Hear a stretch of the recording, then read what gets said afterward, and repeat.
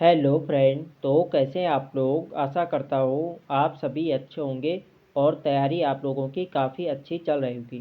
तो देखो, हमने एक नई सीरीज यहाँ पे शुरू करी थी उत्तराखंड सामान्य ज्ञान की, जिसमें हम यहाँ पे महत्वपूर्ण प्रश्नों के यहाँ पे डिस्कस करते हैं। तो आज की क्लास में भी आपको यहाँ पे उत्तराखंड के यहाँ पे महत्वपूर्ण प्रश्न यहाँ पे देखने को मिलेंगे, जो आपकी आने वाली सभी भर्ती परीक्षाओं के लिए काफ़ी महत्वपूर्ण रहेगी। तो चलिए आज की क्लास को शुरू करते हैं बिना किसी देरी के। फर्स्ट क्वेश्चन यहाँ पे देखेंगे, उत्तराखंड का प्रथम उल्लेख किस वेद में हुआ है। तो यहाँ पे आप लोग ऑप्शन देख सकते हैं। इसका जो सही आंसर है यह ऑप्शन है ऋग्वेद। उत्तराखंड का प्रथम उल्लेख हमें ऋग्वेद में मिलता है। ऑप्शन ए इसके यहाँ पे सही आंसर है। नेक्स्ट यहाँ पे देखेंगे, किस वेद में उत्तराखंड को देवभूमि एवं मनुष्यों की पूर्ण भूमि कहा गया है।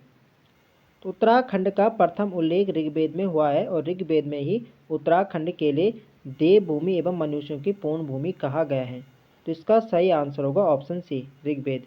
ऋग्वेद में उत्तराखंड के लिए देवभूमि एवं मनुष्यों की पूर्ण भूमि कहा गया है, ये आपको ध्यान रखना है। नेक्स्ट यहाँ पे देखेंगे,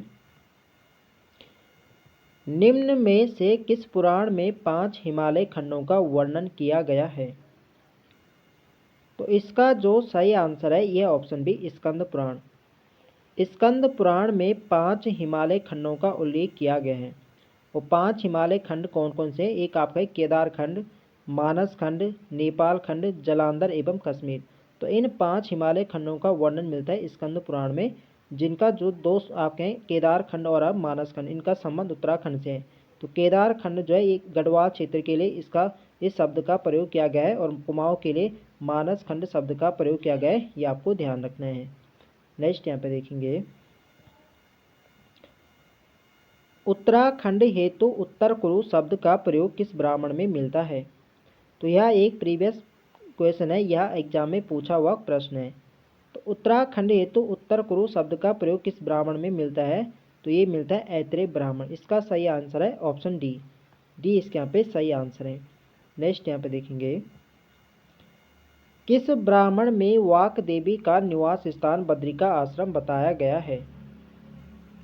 तो इसका जो सही आंसर है ये ऑप्शन है कौस्तकी ब्राह्मण। कौस्तकी ब्राह्मण में वाक देवी का निवास स्थान बद्रिका आश्रम बताया गया है। ऑप्शन ए इसके यहाँ पे सही आंसर है। अगला प्रश्न यहाँ पे देखेंगे, किस भाषा में बौद्ध साहित्य में उत्तराखंड हेतु हिमवंत शब्द का प्रयोग मिलता है। तो देखो, जो बौद्ध साहित्य वाले ग्रंथ है इनमें उत्तराखंड के लिए क्या हिमवंत शब्द का प्रयोग किया गया है।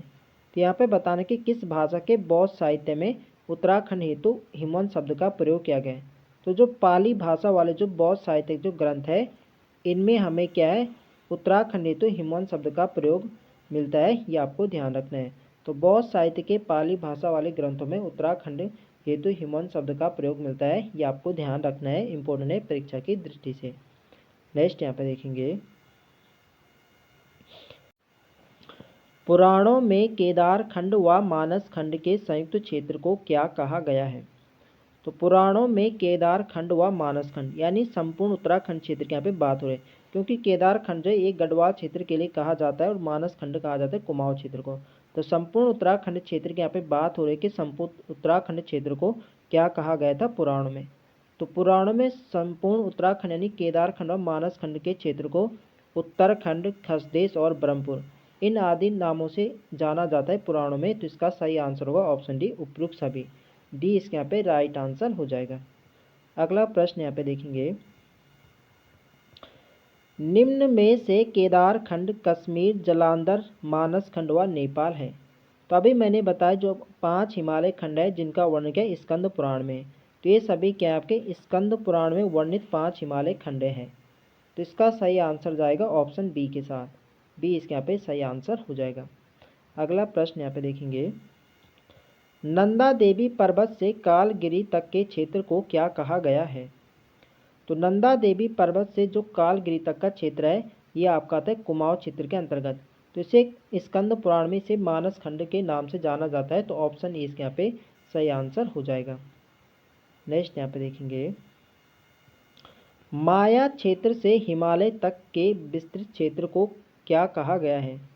तो माया क्षेत्र से हिमालय तक के क्षेत्र जो आपका क्या है, गढ़वाल क्षेत्र, तो इसे कहा गया है स्कंद पुराण में केदारखंड। तो इसका सही आंसर होगा ऑप्शन सी। सी यहाँ पे सही आंसर हो जाएगा। अगला प्रश्न यहाँ पे देखेंगे, निम्न में से किसकी सीमाओं का विभाजन बधाड़ क्षेत्र एवं नंदा देवी पर्वत करता है? तो बताना है कि किनकी सीमाओं का विभाजन बधाड़ क्षेत्र एवं नंदा देवी पर्वत करता है। तो ये करता है आपका केदार खंड यानी मानस खंड। गढ़वाल और कुमाऊं का विभाजन करता है बधाड़ क्षेत्र व नंदा देवी पर्वत, ये आपको ध्यान रखना है। तो ऑप्शन इसके यहाँ पे सही आंसर होगा केदार खंड और मानस खंड। नेक्स्ट यहाँ पे देखेंगे, निम्न में दिए गए कथनों में कौन एक सुमेलित नहीं है? तो यहाँ पे आप लोग ऑप्शन देख सकते हैं, 1515 के आसपास गढ़वाल क्षेत्र नाम अस्तित्व में आया। तो ये तो बिल्कुल सही, जो गढ़वाल क्षेत्र नाम अस्तित्व में आया था ये लगभग 1515 ईस्वी के आसपास आए थे। ये कथन बिल्कुल सही है। बद्रिका आश्रम तपोभूमि केदारखंड गढ़वाल क्षेत्र के प्राचीन नाम है। तो ये कथन यहाँ पे बिल्कुल सही है। बद्रिका आश्रम हो गए तपोभूमि केदारखंड, ये क्या है, गढ़वाल क्षेत्र के प्राचीन नाम है, तो बिल्कुल सही है। कुबेर की राजधानी अलकापुरी पिथौरागढ़ में है। देखो जो कुबेर की राजधानी थी आपकी कहाँ थी, अलकापुरी थी। तो अलकापुरी, तो बिल्कुल यहाँ पे कथन यहाँ पे सही है, लेकिन ये आपके पिथौरागढ़ में नहीं बल्कि कहाँ है, अलकापुरी कहाँ पे, चमोली में। ठीक है, तो यहाँ से एक क्या है, गलत स्टेटमेंट यहाँ पे हो जाता है। तो सी ऑप्शन यहाँ पे क्या सुमेलित नहीं है। महाभारत में श्री क्षेत्र व सुबाहु श्रीनगर को कहा गया।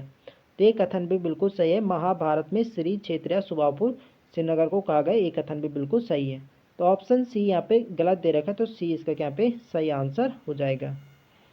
अगला प्रश्न यहाँ पे देखेंगे, देखो फ्रेंड्स वीडियो पसंद आ रही तो फ्रेंड्स वीडियो को लाइक करें, शेयर करें, और जो लोग चैनल पर नए हैं चैनल को सब्सक्राइब करें।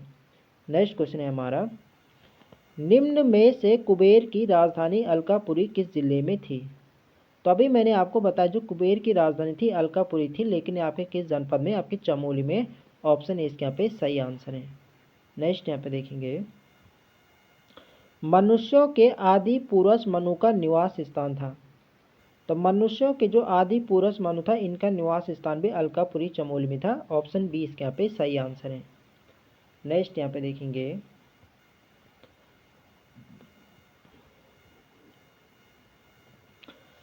केदारखंड में गढ़वाल की सीमाओं की लंबाई व चौड़ाई बताई गई है। तो केदारखंड में गढ़वाल की सीमाओं की लंबाई व चौड़ाई कितनी बताई गई, ये आपको बताना है। तो केदारखंड में गढ़वाल की सीमाओं की जो लंबाई बताई गई, ये 50 योजन यहाँ पे लंबाई बताई गई है, और इसकी चौड़ाई बताई गई 30 योजन। तो इसका सही आंसर होगा ऑप्शन सी, ए व बी दोनों। सी यहाँ पे सही आंसर हो जाएगा। अगला यहाँ पे देखेंगे, किस वेद में वर्णन मिलता है कि इंद्र व सुदास ने असुर राजा सांबर के 100 गढ़ों को नष्ट किया था? तो ये वर्णन मिलता है ऋग्वेद में। ऋग्वेद में मिलता है कि जो इंद्र व सुदास थे इसने असुर राजा सांबर के 100 गढ़ों को नष्ट किया था, ये वर्णन मिलता है ऋग्वेद में। ऑप्शन इसके यहाँ पे सही आंसर हो जाएगा। नेक्स्ट यहाँ पे देखेंगे, रघुनाथ मंदिर कहाँ स्थित है? तो रघुनाथ जो मंदिर है भगवान राम का, ये आपके देवप्रयाग में है। कहा जाता है कि भगवान राम ने अंतिम समय में यहीं रघुनाथ जहाँ पे मंदिर है देवप्रयाग में, यहीं पर इन्होंने तपस्या करी थी। ये भी आपको ध्यान रख, पूछा जाए कि भगवान राम ने अंतिम समय में तपस्या कहाँ करी थी, तो ये करी थी देवप्रयाग में। नेक्स्ट यहाँ पे देखेंगे, किस वेद के अनुसार बद्रीनाथ के निकट गणेश, व्यास, स्कंद, नारद व मुचकुंद गुफा में वैदिक ग्रंथों की रचना हुई? तो देखो आपकी गणेश हो गए, व्यास, नारद व मुचकुंद गुफा, ये सभी आपके बद्रीनाथ के निकट चमोली जनपद में। ये आपको ध्यान रखना है, कभी कभी डायरेक्ट क्वेश्चन पूछा जाता है कि व्यास गुफा कहाँ है, तो व्यास गुफा आपके बद्रीनाथ के निकट आपके चमोली में। ठीक है, तो यहीं पे कहा जाता है कि जो वैदिक ग्रंथों की रचना हुई थी, इन्हीं जो आपके गणेश हो गए, व्यास, स्कंद, नारद और मुचकुंद गुफा, यहीं पे क्या है, वैदिक ग्रंथों की रचना हुई थी। तो यहाँ पे बताना कि किस वेद के अनुसार बद्रीनाथ के निकट गणेश, व्यास, स्कंद, नारद और मुचकुंद गुफा में वैदिक ग्रंथों की रचना हुई थी। तो ये जानकारी हमें मिलती है ऋग्वेद से। इसका सही आंसर होगा ऑप्शन सी। सी इसके यहाँ पे सही आंसर हो जाएगा। ऋग्वेद के अनुसार ये हमें पता चलता है। नेक्स्ट यहाँ पे देखेंगे, महाभारत में किस प्रयाग को समग्र पापों का विनाशक एवं तीर्थों का शिरोमणि कहा गया है? तो महाभारत में किस प्रयाग को समग्र पापों का विनाशक एवं तीर्थों का शिरोमणि कहा गया है? तो ये कहा गया है देव प्रयाग को। ऑप्शन बी इसके यहाँ पे सही आंसर है। तो एक मान्यता यहाँ पे ये भी है कि यहाँ पे इस स्थान पे क्या है, देव प्रयाग में कौवे यहाँ पे दिखाई नहीं देते हैं। तो ये कथन में आपको ध्यान रखना है, पूछा जा सकता है कि किस स्थान में कौवे दिखाई नहीं पड़ते हैं, तो आपका है देव प्रयाग। नेक्स्ट यहाँ पे देखेंगे, नीचे दिए स्थानों में से पुलिंद राजा स्वभाव की राजधानी कहाँ थी? तो पुलिंद राजा स्वभाव की राजधानी कहाँ थी? तो इनकी राजधानी थी श्रीनगर। ऑप्शन डी इसके यहाँ पे सही आंसर है। नेक्स्ट यहाँ पे देखेंगे, तपोवन टिहरी गढ़वाल में किसने तपस्या करी थी? तो तपोवन टिहरी में जो तपस्या करी थी लक्ष्मण जी ने। ऑप्शन ए पे सही आंसर है। भगवान राम ने कहाँ करे थे? तो भगवान राम ने करी थी देव प्रयाग में, और लक्ष्मण जी ने करी थी तपोवन। ये अभी आपके कहाँ है? टिहरी गढ़वाल में। किस पर्व के अनुसार अर्जुन का विवाह नागराज कौरव की कन्या उलूपी से गंगा द्वार में हुआ था? तो किस पर्व के अनुसार अर्जुन का विवाह नागराज कौरव की कन्या उलूपी से गंगा द्वार में हुआ था? तो ये पता चलता आपके आदि पर्व। आदि पर्व के अनुसार अर्जुन का विवाह नागराज कौरव की कन्या उलूपी से गंगा द्वार में हुआ था। ये आपको ध्यान रखना है। तो बी इसके यहाँ पे सही आंसर होगा, आदि पर्व। नेक्स्ट यहाँ पे देखेंगे, प्राचीन काल में प्रसिद्ध विद्यापीठ थे। तो प्राचीन काल में जो प्रसिद्ध विद्यापीठ थे, एक था आपका कर्ण आश्रम, एक है आपका बद्रिका आश्रम। इसका सही आंसर होगा ऑप्शन सी, ये और बी दोनों। सी इसके यहाँ पे सही आंसर हो जाएगा। नेक्स्ट यहाँ पे देखेंगे, कर्ण आश्रम निम्न में से स्थित है। तो यहाँ पे जनपद बताने के कर्ण आश्रम आपके किस जनपद में है? तो देखो जो कर्ण आश्रम है आपकी मालनी नदी के तट पर कोटद्वार में, और कोटद्वार जो आता है आपके पौड़ी जनपद के अंतर्गत आता है। तो इसका सही आंसर होगा ऑप्शन ए, पौड़ी। नेक्स्ट यहाँ पे देखेंगे, महाकवि कालिदास ने किस ग्रंथ की रचना कर्ण आश्रम में की थी? तो महाकवि कालिदास ने ये करी थी अभिज्ञान शाकुंतलम। अभिज्ञान शाकुंतलम की रचना महाकवि कालिदास ने कर्ण आश्रम में करी थी। तो देखो यहाँ क्वेश्चन ऐसा भी पूछा जाता है कि महाकवि कालिदास ने अभिज्ञान शाकुंतलम की रचना कहाँ करी थी? तो ये करी थी कर्ण आश्रम में। ठीक है, तो इस ऐसे भी यहाँ पे क्वेश्चन बन सकता है। तो इसका सही आंसर होगा ऑप्शन बी। और महाकवि कालिदास ने कर्ण आश्रम के लिए किस शब्द का प्रयोग किया था? तो ये क्या था? किसलय प्रदेश। ये भी आपको ध्यान रखना है। नेक्स्ट यहाँ पे देखेंगे, निम्न में से किस स्थान पर बसंत पंचमी के दिन मेला लगता है? तो यहाँ पे आप लोग ऑप्शन देख सकते हैं, बद्रिका आश्रम, कर्ण आश्रम, चौका घाट।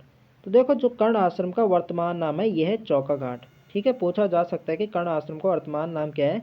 तो कर्ण आश्रम का वर्तमान नाम है चौका घाट। तो बसंत पंचमी के दिन जो मेला लगता है ये लगता है आपके कर्ण आश्रम में। तो इसका सही आंसर क्या होगा? ऑप्शन डी, बी और सी दोनों, क्योंकि कर्ण आश्रम का वर्तमान नाम क्या है? चौका घाट। तो इसका सही आंसर होगा ऑप्शन डी। नेक्स्ट यहाँ पे देखेंगे, निम्न में से कर्ण आश्रम किसके लिए प्रसिद्ध था?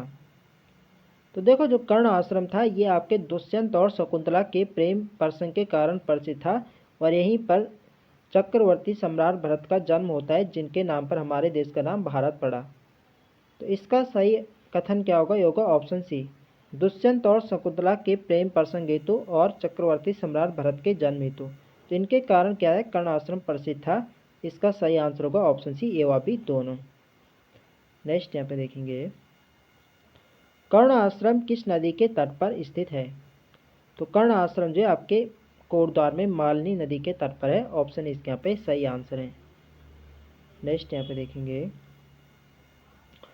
गुरु विश्वामित्र व अप्सरा मेनका की पुत्री थी। तो जो आपकी शकुंतला थी, तो शकुंतला ही गुरु विश्वामित्र व अप्सरा मेनका की पुत्री थी। ये आपको ध्यान रखना है।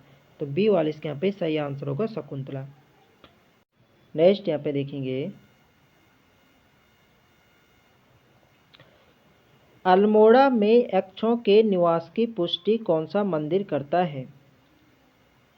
तो जो आपका जाखन देवी मंदिर है, जाखन देवी मंदिर आपके अल्मोड़ा जनपद में, और यहाँ से यक्षों के निवास की पुष्टि होती है। ये आपको ध्यान रखना है। तो इसका सही आंसर होगा ऑप्शन सी। नेक्स्ट यहाँ पे देखेंगे, मानस खंड व कूर्मांचल किस क्षेत्र का प्राचीन नाम था? तो मानस खंडवा कुर्मांचल इजी प्रश्न है, ये कहा जाता है आपके कुमाऊं क्षेत्र। ऑप्शन यहाँ पे सही आंसर हो जाएगा। नेक्स्ट यहाँ पे देखेंगे, कुमाऊं क्षेत्र में किन्नर, यक्ष, नाग, गंधर्व, किरात जाति के निवास का वर्णन किस पुराण में मिलता है? तो किन्नर, यक्ष, नाग, गंधर्व, किरात जाति के निवास का वर्णन किस पुराण में मिलता है? तो ये मिलता है ब्रह्मा एवं वायु पुराण में। इसका सही आंसर होगा ऑप्शन सी, ये व बी दोनों। नेक्स्ट यहाँ पे देखेंगे, बेनी नाग या बीनाग मंदिर किस जनपद में है? तो काफ़ी फेमस मंदिर है बेनी नाग या बीनाग। ये मंदिर आपके कहाँ है? ये आपके पिथौरागढ़ में है। इसका सही आंसर है ऑप्शन बी। देखो इसी से एक मिलता जुलता मंदिर है बागनाथ मंदिर। तो बागनाथ मंदिर तो आपके बागेश्वर में है, और जो आपका बेनी नाग या बेरी नाग से कहा जाता है, ये आपके है पिथौरागढ़ में। ये आपको ध्यान रखना है, इम्पोर्टेंट है परीक्षा की दृष्टि से। तो फ्रेंड्स, ये थे हमारे आज के अति महत्वपूर्ण प्रश्न। तो आई होप आप सभी को वीडियो पसंद आए तो फ्रेंड्स वीडियो को लाइक करें, शेयर करें, और जो लोग चैनल पर नए हैं चैनल को सब्सक्राइब करें। मिलते हैं नेक्स्ट वीडियो में, तब तक के लिए जय हिंद दोस्तों।